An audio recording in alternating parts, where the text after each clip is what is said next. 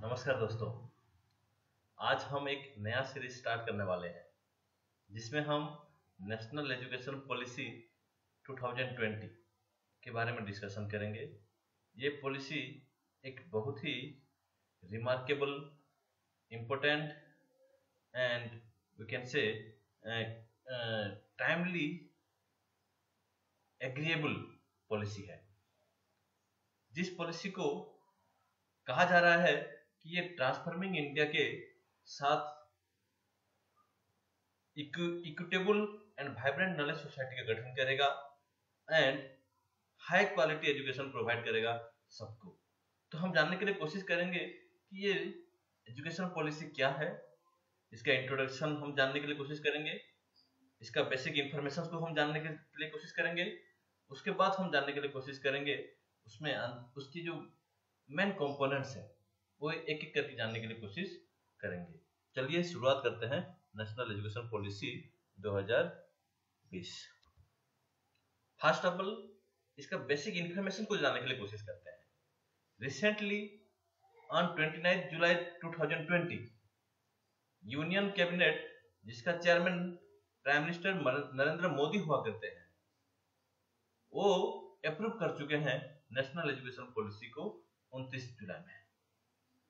ये अप्रूव करने के बाद क्या इंप्लीमेंट हो जाएगा? नहीं, ये अभी तक कंप्लीट नहीं हुआ है। कैबिनेट के अप्रूवल के बाद पार्लियामेंट में पास होना पड़ेगा। पार्लियामेंट में पास होने के बाद प्रेसिडेंट एसेंट मिलेगा, तब जाके वो इम्प्लीमेंटेशन का काम शुरुआत करेगा। तो ये कहा जा रहा है कि ये 21st सेंचुरी का पहला नेशनल एजुकेशन पॉलिसी है। अभी तक 20 साल हो चुका है 21st सेंचुरी को, कोई भी एजुकेशन पॉलिसी नहीं आया था। तो लास्ट एजुकेशन पॉलिसी जब आया था वो 1986 के दौरान जो प्राइम मिनिस्टर हुआ करते थे राजीव गांधी हुआ करते थे, उन्हीं के प्राइम मिनिस्टरशिप में एक नेशनल एजुकेशन पॉलिसी आया था जिसको आज 34 इयर्स हो चुका है। और उसी पॉलिसी को 5 साल में रिवाइज किया गया था, जो 1962 में रिवाइज किया गया था।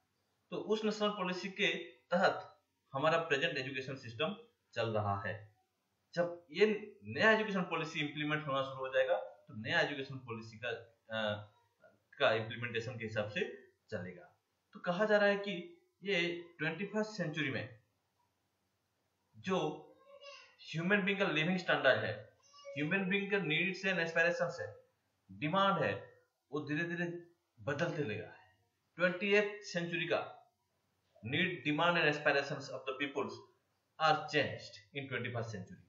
So in order to meet the demands of the 21st century, needs of the people and the country, this policy has been framed.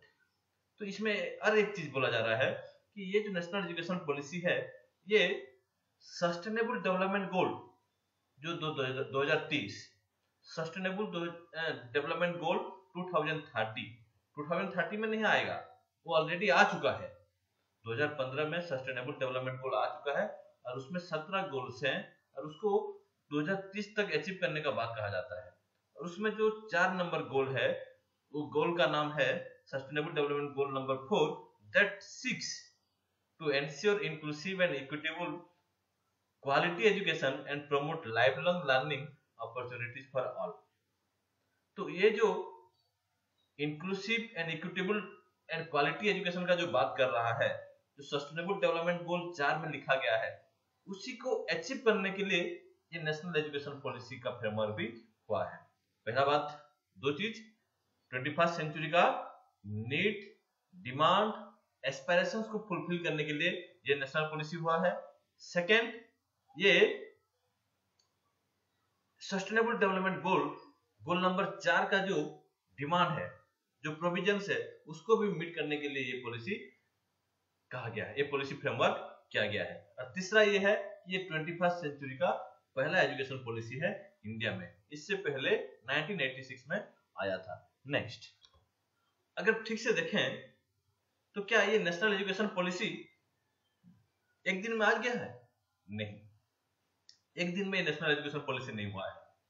इसको बनाने के लिए बहुत पहले से प्रयास किया गया था, स्पेशली 2014 के बाद जब न्यू गवर्नमेंट फॉर्म हुआ था 2014 में, एनडीए का गवर्नमेंट फॉर्म हुआ था, उसी समय में एमएचआरडी में एमएचआरडी जो ministry of human resource development है, जो एजुकेशन का डील करता है, उसी मिनिस्ट्री ने एक कमिटी का गठन किया था। उस कमिटी में 11 मेंबर्स हुआ करते थे और उस कमिटी का चेयरमैन हुआ करते थे के कस्तूरीरंगन, जो फॉर्मर चेयरमैन इसरो का है।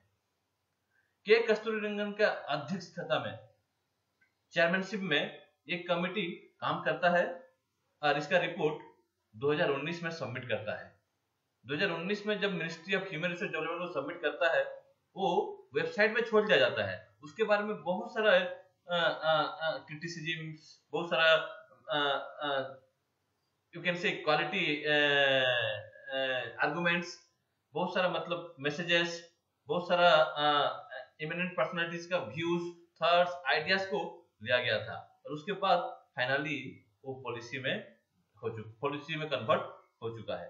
तो इसमें चेयरमैन के अलावा एक सेक्रेटरी भी हुआ करते थे, जो department of higher education, ministry of human resource development के हुआ करते थे, जिसका नाम है शकीला टी सामसू। उसके अलावा चेयरमैन एंड सेक्रेटरी के अलावा और भी 9 मेंबर्स हुआ करते थे। इन 9 मेंबर्स में से बहुत सारे लोग, कोई वाइस चांसलर हुआ करता था, कोई प्रोफेसर होते थे, कोई एजुकेशनिस्ट होते थे, एमिनेंट पर्सनालिटीज होते थे। ये सब मिलके इसका ड्राफ्ट तैयार किए हैं। तो इसको हम देखते हैं क्या इसका ड्राफ्ट में है। आगे चलते हैं। तो नेशनल एजुकेशन पॉलिसी 2020 का जो मेन बॉडी है, जो मेन डॉक्यूमेंट है, उसको अगर हम ठीक से देखेंगे तो वो 66 पेजेस का डॉक्यूमेंट है। 66 पेजेस का डॉक्यूमेंट को 4 भाग में भाग कर दिया गया है, पार्ट 1, पार्ट 2, पार्ट 3, पार्ट 4। तो प्रत्येक पार्ट इंपॉर्टेंट है और 21st सेंचुरी का नीड एंड डिमांड्स को फुलफिल करता है। तो पहले पार्ट में क्या है? पहले पार्ट में है स्कूल एजुकेशन, जिसमें दो मेन चीज को एम्फेसिस किया गया है। एक है restructuring of school education. School education जो है, अभी का जो स्ट्रक्चर है 10+2, उस स्ट्रक्चर को रिप्लेस करके एक नया स्ट्रक्चर लाने के लिए बात कर रहे हैं, जिसका नाम है 5+3+3+4। सेकेंड बात, स्कूल एजुकेशन में यही कहा जाता है कि अभी के समय में हम मोस्टली रोट मेमोरी को मेजर करते हैं। नॉलेज बेस्ड क्वेश्चन का क्वेश्चन फ्रेमवर्क होता है, लेकिन ये पॉलिसी बोल रहा है कि रोट मेमोरी को हम एम्पावर नहीं करेंगे। हम critical thinking, higher order thinking, problem solving abilities, ये सब चीज को हम लोग फ्रेमवर्क करेंगे और क्वेश्चन के फॉर्म में लाएंगे, जिसमें बच्चों का लाइफ लॉन्ग लर्निंग के साथ साथ क्वालिटी एजुकेशन भी मिलेगा, क्वालिटी इवैल्यूएशन भी उनका होगा।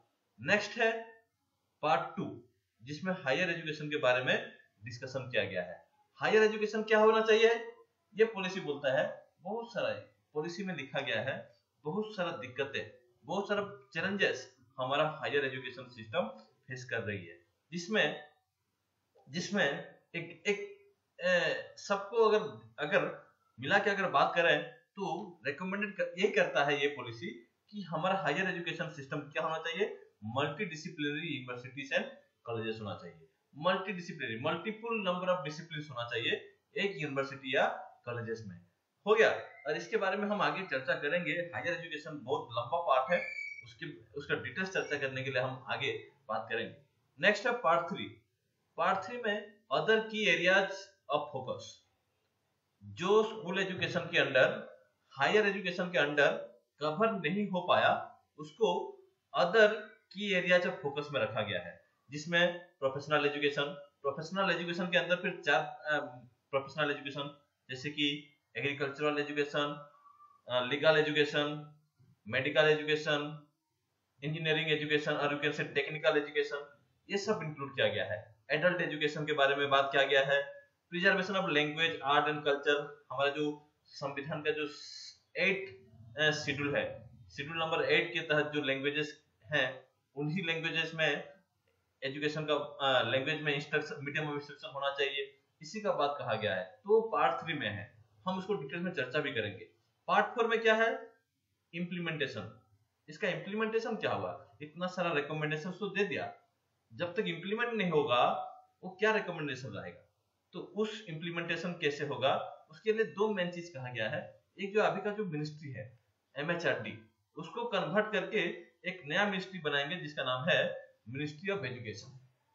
और सेकंड बात ये कहा गया है कि जो एजुकेशन को क्वालिटी बनाने के लिए, रिसर्च को लाने के लिए, इंफ्रास्ट्रक्चर डेवलप करने के लिए जो फाइनेंस है वो बजटरी एलोकेशन से आती है। मेनली गवर्नमेंट ऑफ इंडिया का जो बजट होता है उसी से आती है, और वो अभी बहुत कम है as compare to other developing and develop country.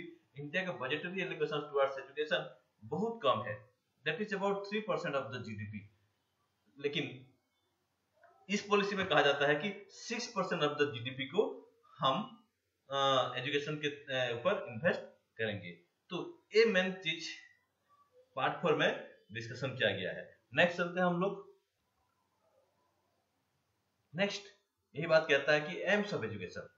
अगर हम नेशनल पॉलिसी ऑफ एजुकेशन को डिटेल्स में देखेंगे, पूरा ठीक से पढ़ेंगे, 66 पेजेस को line by line, words by words पढ़ेंगे, तो यहां से मैं 3 एम्स ऑफ एजुकेशन में डिस्कवर करता हूं। एक है इंडिविजुअल एम ऑफ एजुकेशन, दूसरा है सोशल एम ऑफ एजुकेशन, तीसरा है नेशनल एम ऑफ एजुकेशन। और इंट्रोडक्शन का पहला लाइन में ही ये लिख दिया गया है, education is for achieving full human potential. जब ह्यूमन पोटेंशियल का अचीवमेंट का बात करता है तब इंडिविजुअल एम को कवर करता है। जब developing and equitable and just society की बात करता है तो सोशल एम को डील करता है। जब प्रोमोटिंग नेशनल डेवलपमेंट का बात करता है तो नेशनल एम को डील करता है, कवर करता है। तो इसी हिसाब से अगर ठीक से देखें तो there are 3 aims of education in 21st century. There are 3 aims of education. हम पहले 2 aims of education, 2 aims of education पढ़ते थे, individual aim and social aims. लेकिन इस नेशनल पॉलिसी ने एक तीसरा एम दिया है, that is national aim of education. तो ये डिटेल एनालिसिस है और उसके बाद ये एम्स ऑफ एजुकेशन यहां से निकाला गया है। चलते हैं नेक्स्ट और कुछ नहीं है, आज हम इतना पढ़ते हैं। नेक्स्ट क्लास में हम और एक इंपोर्टेंट इश्यूज को लेके इंपोर्टेंट एरिया को कवर करेंगे। धीरे धीरे सब एरिया को कवर करेंगे। Thank you all, thank you.